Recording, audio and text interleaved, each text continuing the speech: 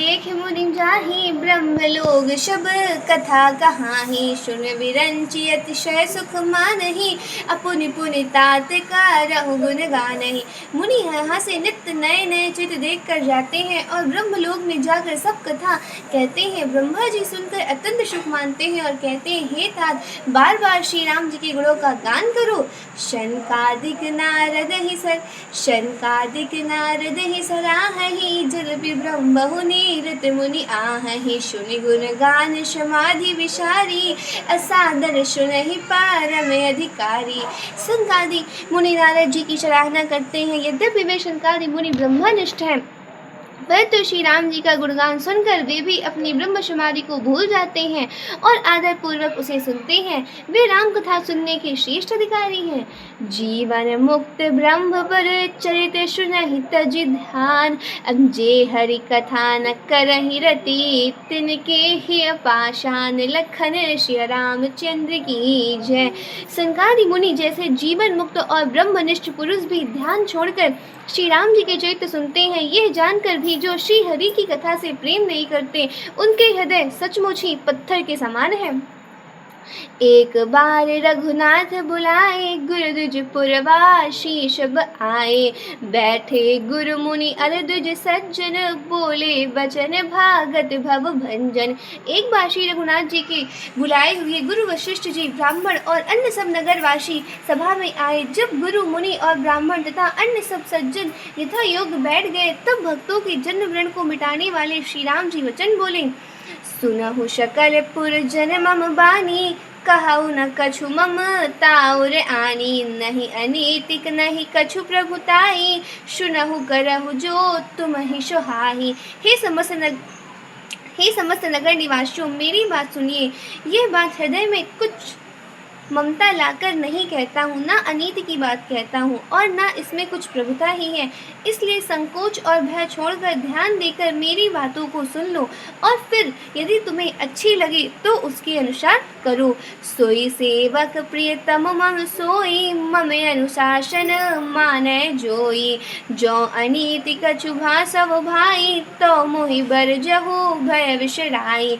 वही मेरा सेवक है और वही प्रीतम है जो मेरी आज्ञा माने। हे भाई, यदि मैं कुछ अनीति की बात कहूँ तो भय भुलाकर मुझे रोक देना। बड़े भाग मानुष तनु पावा, शुर दुर्लभ सब ग्रंथ ही गावा। साधन धाम मोक्ष कर द्वारा, पाई न जेहि पर लोक संवारा। ये सपना आना चाहिए।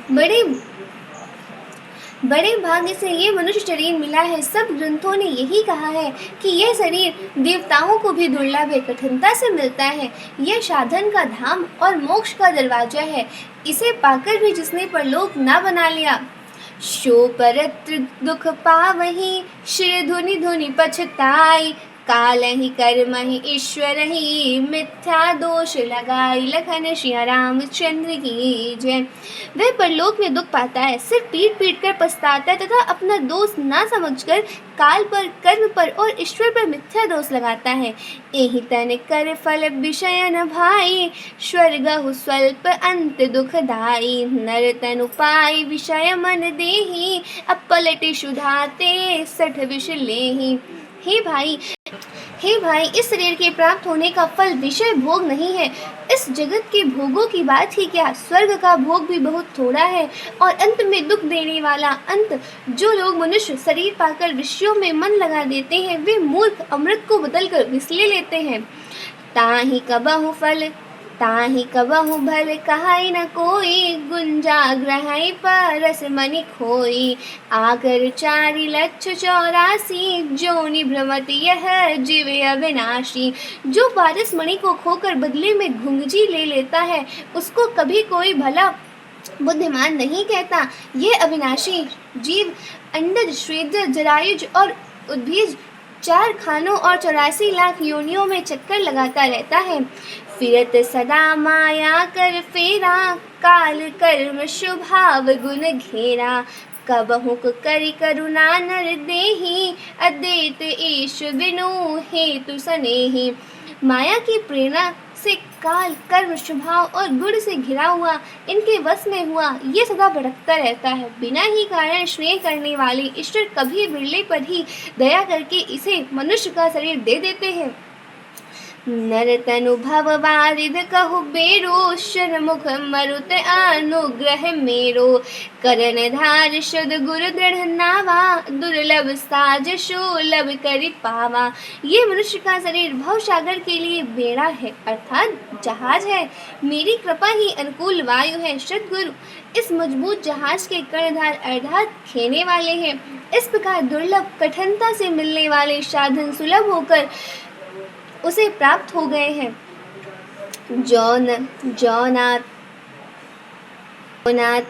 न तरे भव सागर, नर समाज अस पाई। शोकृत निंदक मंदमती, आत्मा हन गति जाय। लखन श्री रामचंद्र की जय।